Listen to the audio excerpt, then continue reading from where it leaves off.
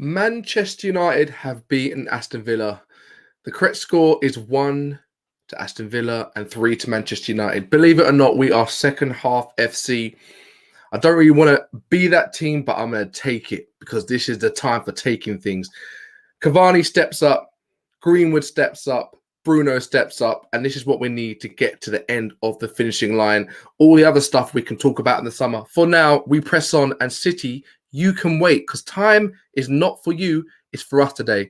Peace.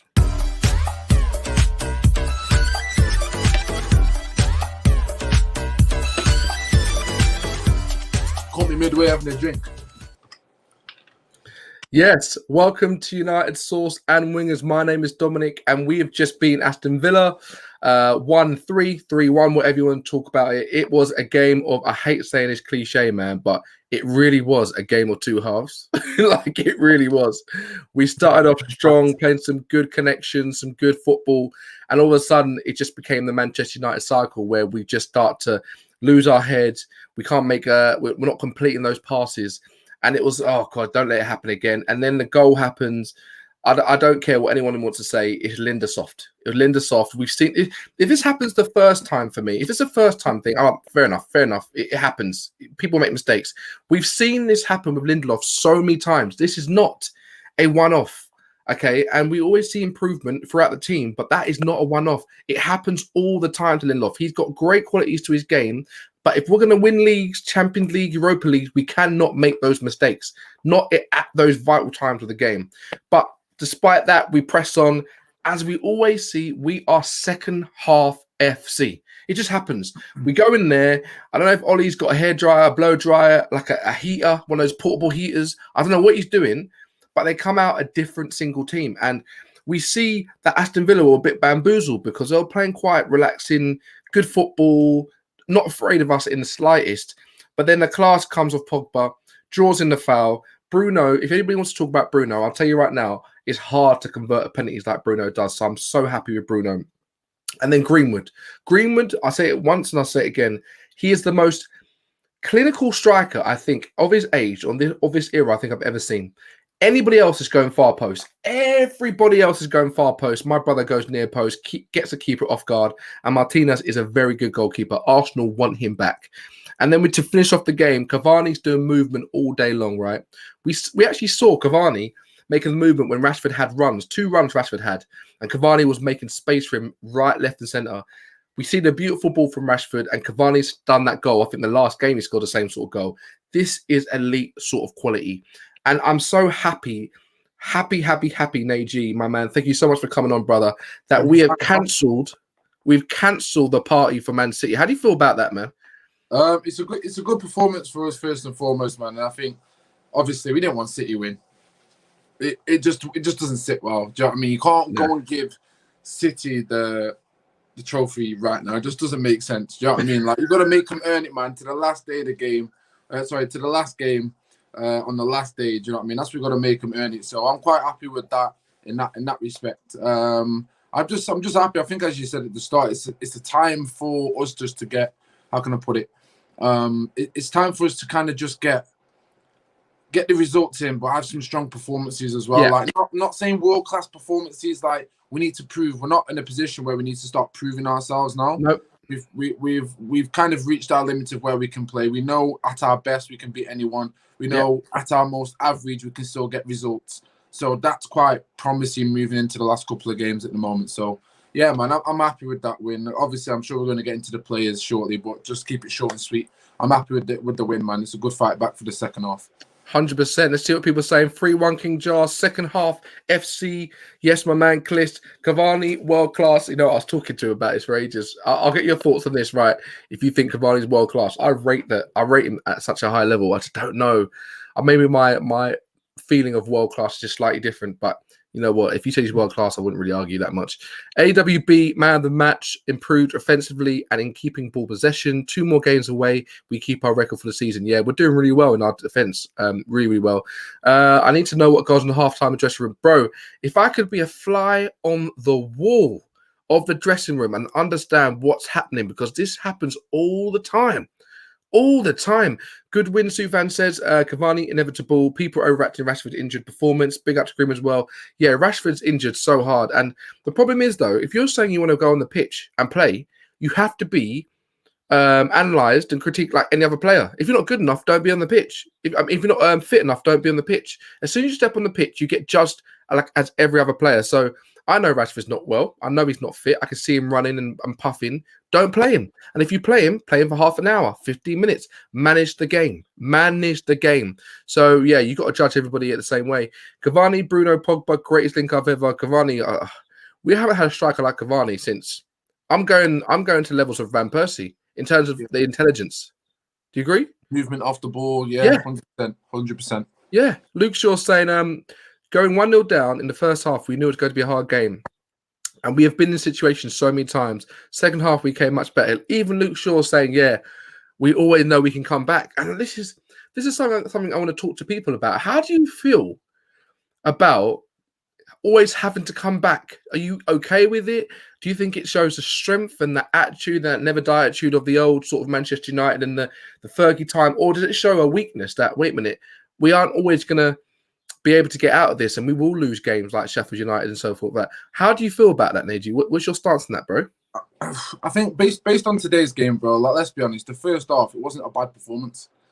Do you know what I mean? We didn't have many great chances, but the types of football we were playing, or the types of football the players were playing, shall we say, I just feel like it was going to be either we get goals from it or we're just going to be kind of frustrated. And it was more frustration because we were playing quite well, especially Luke Shaw and Pogba's like link-up play. It's just so much. It's very efficient.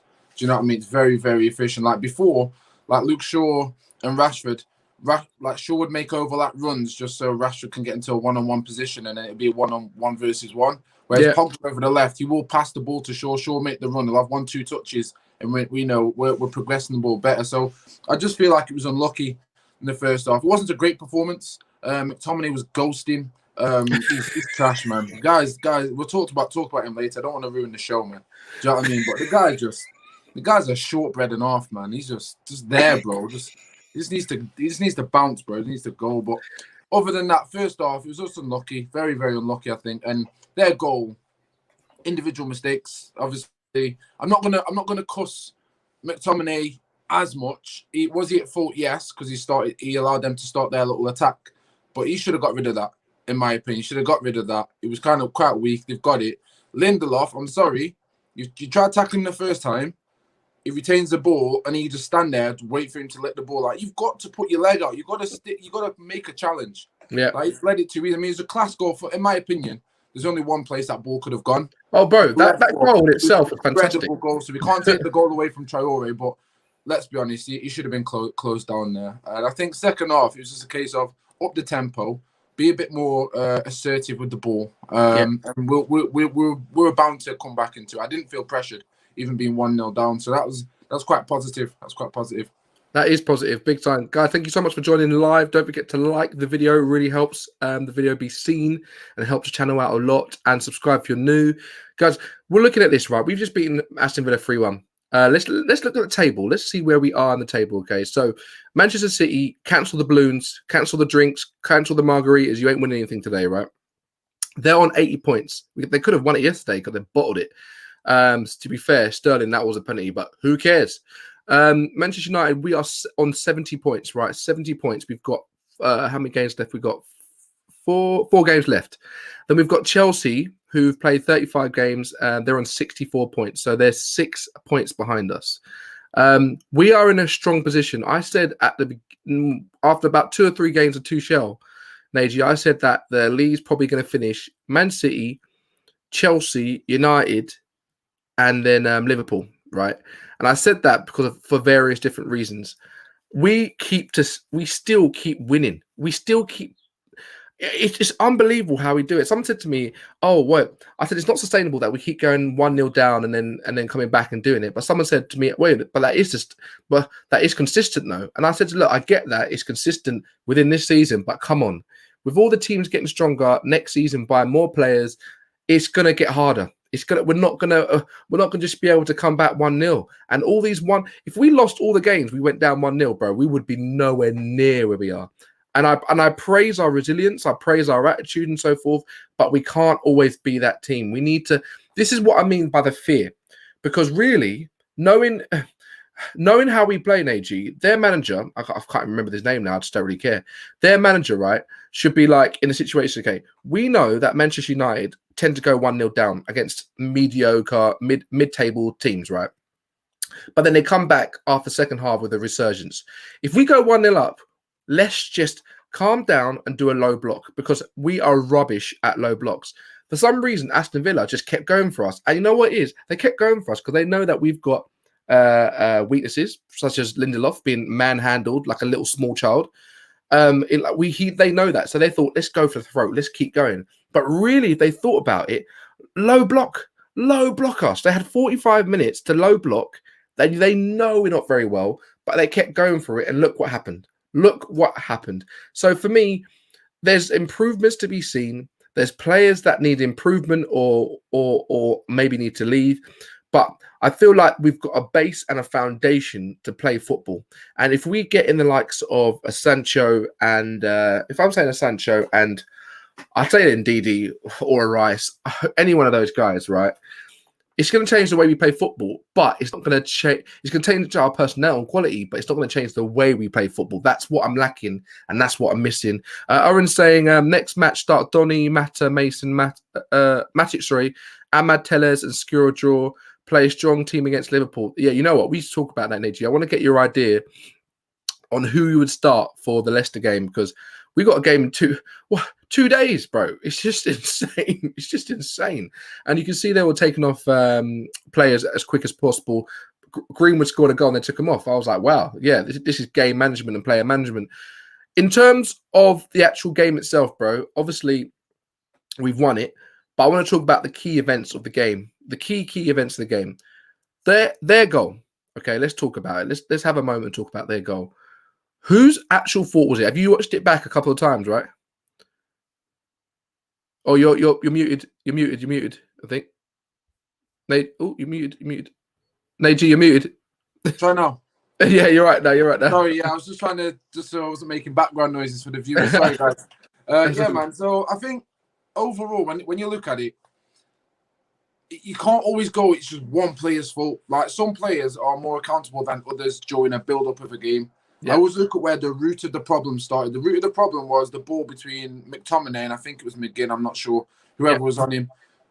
In my opinion, it's like that ball, that was where Scott was 50-50. But what he tried to do with that ball, that shows his basic level of intelligence in that position.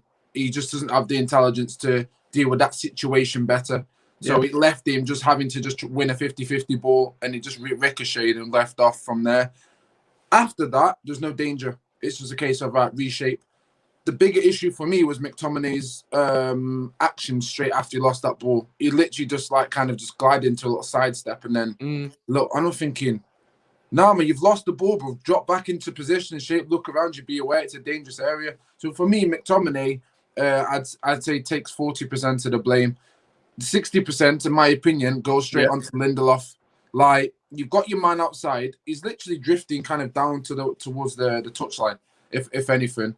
He goes for that first. I think goes for the first tackle. He just kind of bites at the ball, which is fine. You've put your pressure on. The second time, he literally just lets him have a shot. Yeah, 100%.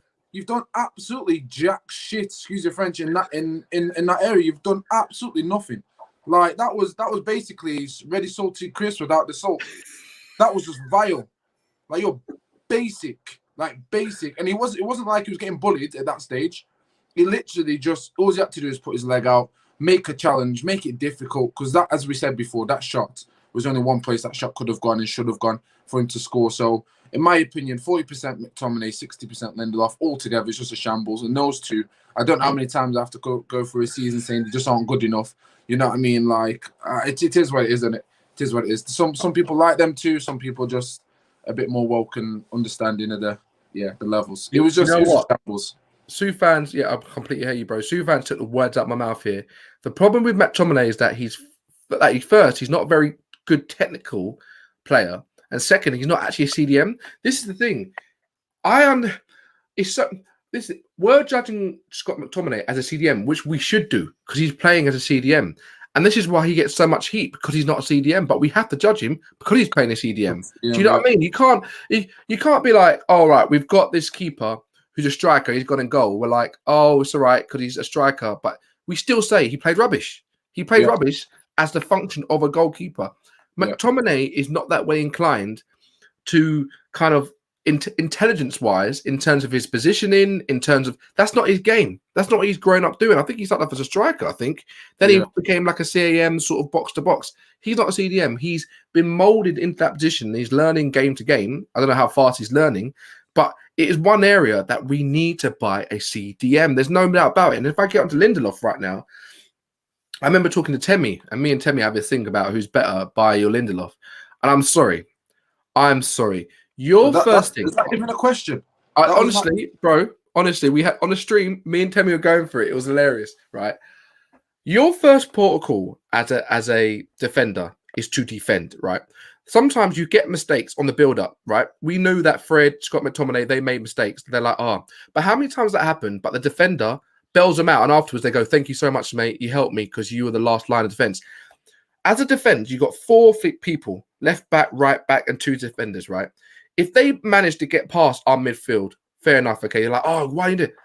It's now up to the defender, who's the nearest man, to try and save that player who made that mistake. That in this moment, it was Lindelof. Lindelof wasn't that miles away from him. He wasn't like he was doing low step overs. He actually got that bite where he nearly got the ball, but he would. And then all of a sudden, in that moment, you've got to put him off because I tell you how hard that shot is. He's only getting that shot because his body is in the most balanced form that he could have been in. If you put him off balance a little bit and just literally be strong, that shot is never going in. It's going to the freaking rose edge. Lindelof is not strong enough. And I love his balls. His balls are great in terms of like not his actual physical balls, but in terms of his actual ball, the long balls that he does, he's fantastic, right? in terms of his actual You're moving free today, bro. In terms of his actual long, I can't say that. It's long balls. He's fantastic, right? He found Rashford with he got great delivery. That's fantastic. He's very light on his feet. Great. He's good at intercepting. Great. But come on, how many times have we seen him not be strong enough? This is something that he can't improve really because it's in you. Bailly plays like a madman sometimes, but you know that's how he plays. He's strong, he's direct, he's confident on the ball. That's just everybody's got their traits. Lindelof's trait, he's just not very strong, and you can't deny that. Yeah, so for me, he's not. There's going to be times again when Lindelof's found out, and it's going to happen. It's going to happen, and I just want us to improve that. Obviously, I'm hoping that Harry Maguire is okay and is not knocked term because we've got so many games, man. We need as many defenders as possible. I hope it's not serious, and I hope Bailly stays fit. Because can you imagine if Bailly don't stay fit, Maguire's out. We've got to play Lindelof and Axel Tuanzebe, and Axel's not match rhythm. He's not fit. He's not playing enough games. That's the issue I've always had, though, bro. Like Tuanzebe, for me, there's no reason. There's been no actual reason why he shouldn't have had more minutes after that PSG game. No reason. If you look at every single player that has played football for us this season, who's been injured and come back, not one of them has come back from an injury and put in a performance like that against 2 of the most renowned badasses regarding football techers, like ever. No one's ever done that. He's just comfortably come in and bodied Mbappe, bodied Neymar, and was like, yeah, who's next? If you're coming up against a player, a defender even, like that, and then the Premier League, everyone saw that Champions League match and was like, raw, Tuanzebe's a baller, like, serious. How on earth do you think other players lined up against Tuanzebe are going to act?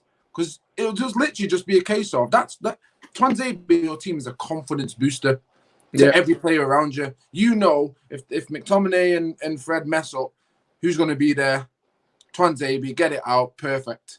Link up play, we get the ball back. That breeds confidence, and there's no reason, in my opinion, unless he's been injured behind the scenes, that he should have been getting more minutes. There's no.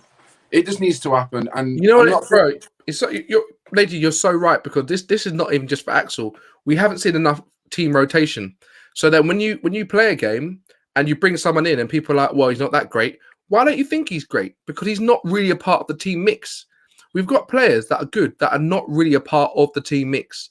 They're not really match fit. So when they come in, everybody puts this pressure on them, and then when they don't perform, everybody's like, "Oh, see, that's why we don't play him." No, it doesn't work like that.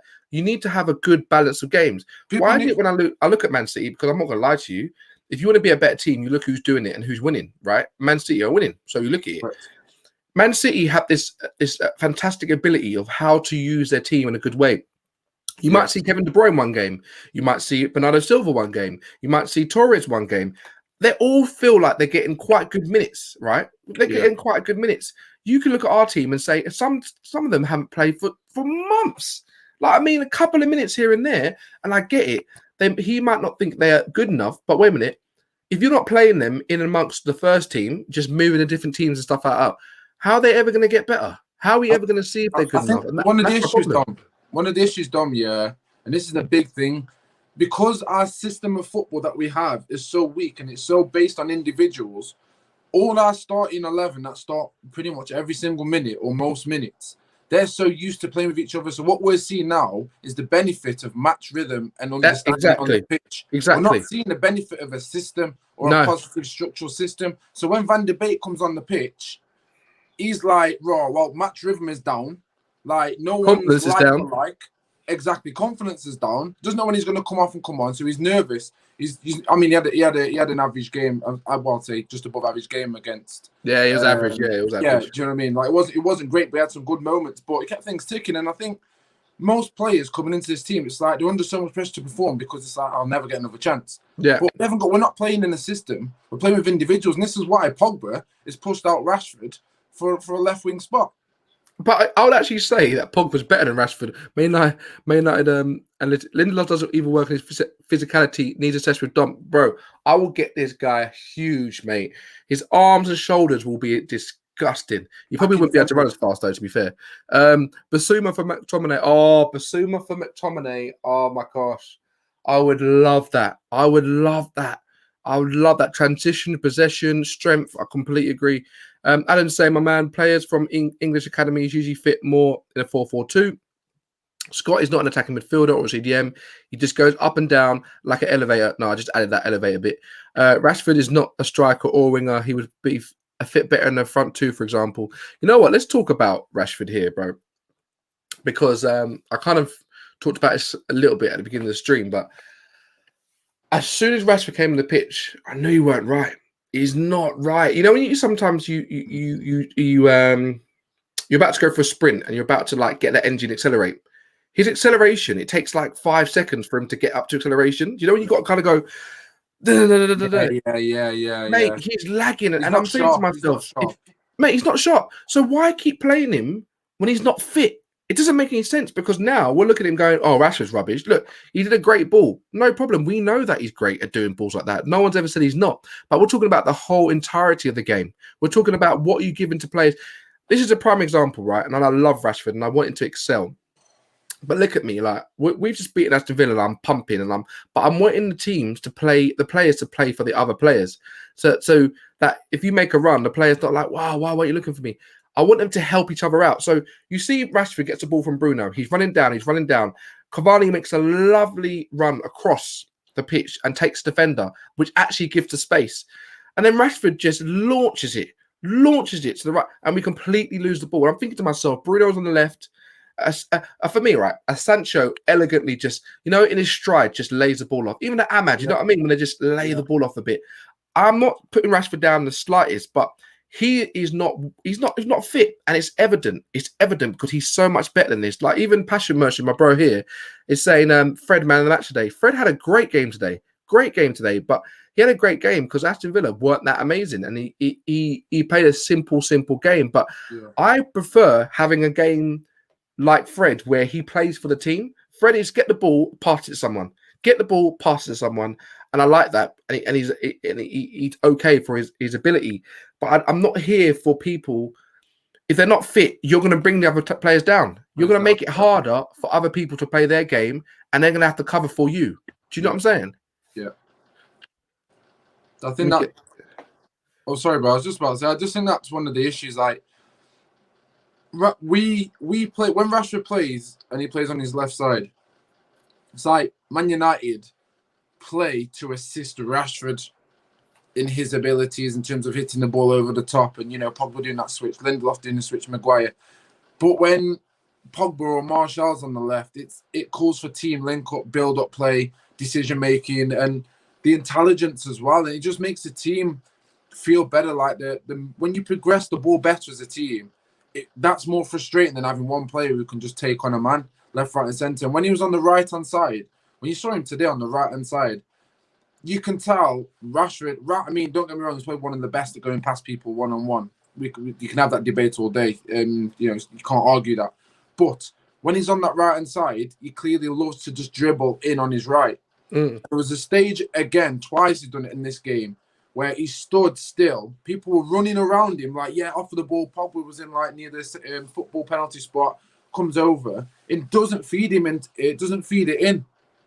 And it's these kind of things, which is why a lot of people say Rashford isn't a good baller in terms of being part of a team. He's not as good as others that we have. He slows the game down too much, and he's trying to do more stuff based on an individual kind of.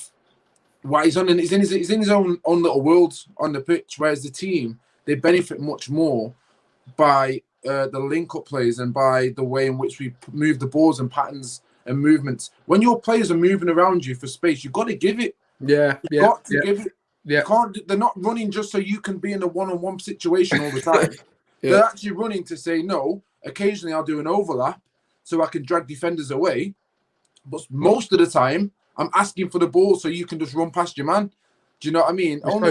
Only very few times do you need to go and take on a player. And I think this is the issue with the coaching staff. It's not so much Ollie, as you said, he's a man manager, an incredible one at that. But the coaching staff is going to be the difference between us actually doing bits next season and not. Because let's be honest, everyone's going to improve. Everyone's going to have a better playing style than us ultimately. And we can't rely on this silly pivot of Mick Fred, and we can't rely on these two centre-backs, and we can't rely on Rashford keep being an individual.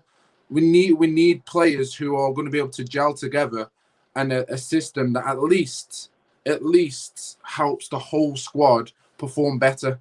Otherwise, it's going to be difficult for the people who come off the bench. It's going to be difficult for them to come off the bench and get involved in the game, because we have to switch up the whole plan of the game just to suit the individuals. We should be playing a system where the individuals come into. I completely agree. Like it's a situation now where if we get a Sancho, I'd rather see Pogba on the left, Cavani up top, Bruno in the middle, and Sancho on the right, with Rashford coming off the bench, because that suits how he plays at the moment. He's one of those people that if the team's been playing for 60 minutes and they're knackered, you don't want to play against Rashford because he's going to run at you. He's going to run at you, and he's going to make you fall over and do something fantastic. But for the way he's playing at the moment, because he's injured, I think it's because he's injured. Because I feel like he can play this way, but the way he plays at the moment, it's not helping and enabling the team to play better football. It's more like the moments that we saw, like the great ball from him. We know he's technically amazing. Beautiful People can't do free kicks like him. People can't have that shot technique like him. He's fantastic in that ability in it and his sort of thought process. But for the overall match and the game and the majority of the game, he's not enabling the team at the moment. And I think that's down to him not being fit. And also someone, basically, I don't think he's being told to actually, you should have made that pass there, do that. I think he's going, no, we believe and trust what you do. Rashford, go and do what you want to do because you scored so many goals. I might be wrong, but I just feel that's what it is. Run out of time because I'm going to keep this nice and snappy today because we've got so many games coming up. So just for the last bit, Naji, can you tell me what team you would play for Leicester, bro? If I'm honest, I'd like to see De Gea play in the Premier League matches, in my opinion. I just think that'd be better. So I'd go De Gea, obviously Bissaka, of course, me being me, I would love to see Twanzebe and Bailly in the centre-back partnership. I'll play Telles. Left back, I would play Van der Beek and Matic. So Matic just holding, because I know around him he's got ballers and he's got speed. So he'll make up for him not being able enough. Bailly and Twanzebe won't really need a Matic in front of him. So I think that'd be quite perfect. Van der Beek, and then honestly, bro, Cavani starting but comes off the bench. I'd play Greenwood and I'd play Ahmad on the left. You know what? I like that. I don't think it will ever happen because it's Of Ollie. of course. But I like that. I think for me, he took off Greenwood on purpose, so Greenwood's going to start. He took off Bruno on purpose. Bruno's going to start. Pogba came off for Matic, right? Yeah. Oh, Yeah. sorry. I play Mata is a 10. Okay, fine. All right, fine. I'm going with Henderson again, only because he's our Premier League goalkeeper and he's fit and he played all right. Also, I like how he just launches the ball sometimes. He doesn't always pass out from the back. He's got a great kick on him. Very great kick, and he can sense sometimes when not to pass out from the back, especially if you're playing McFred. So I'll do Henderson at the back, right back AWB. He can play another game. He's so strong and young. Sure, I'll start him again. I think he's got it in his legs. We'll go with Bailly, and I don't want to play Lindelof, so I'll go Axel. Then I'll go in the CDM. Fred again, he's fit. I think he'll be fine. He'll want to play. I don't want Matic anywhere near Leicester again. We knew what happened when Matic played against Leicester. That was awful. Terrible. That was awful. We need mobility, so I'd go with. We've got no one else, bro. I can't go Van der Beek because he hasn't played in that role enough to have that match rhythm, to have the awareness, he needs to play that role as a CDM about 5-6 games. Like he can't just come into a Leicester game and just be the best CDM. He needs to learn the role. So I think he'd boss it naturally. I think he might do, but he easily could maybe flop too. So it's going to be Freddie McTominay. Unfortunately, we've got no one else. There's no one else. So I'll say Freddie McTominay and then change up front. So I'll go with starting Cavani. I'll go Bruno again, Pogba, and Mata. Decent. It's a very similar team, but then we make more subs. I just want to start. I want to start good.